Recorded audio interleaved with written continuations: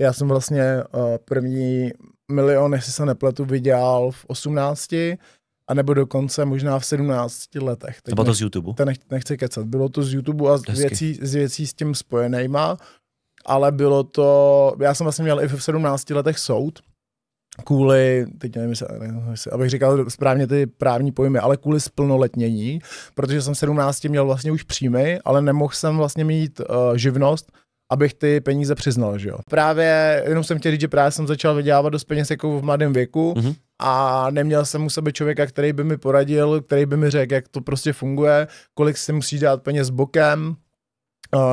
Pak jsem splet vlastně brzo, mě by bylo třeba 19 a splet jsem vlastně právě kvůli tomu do toho DPHčka, že jo, což bylo právě od toho milionu, mám pocit, to DPHčko bylo. Spad jsem do DPHčka, neměl jsem člověka, který by přišel a řekl, hele, nech si tady prostě, já nevím, 20% z ročního příjmu prostě na daně, je velká šance, že ti zvednou sociální a zdravotní, když se ti zvyšují příjmy.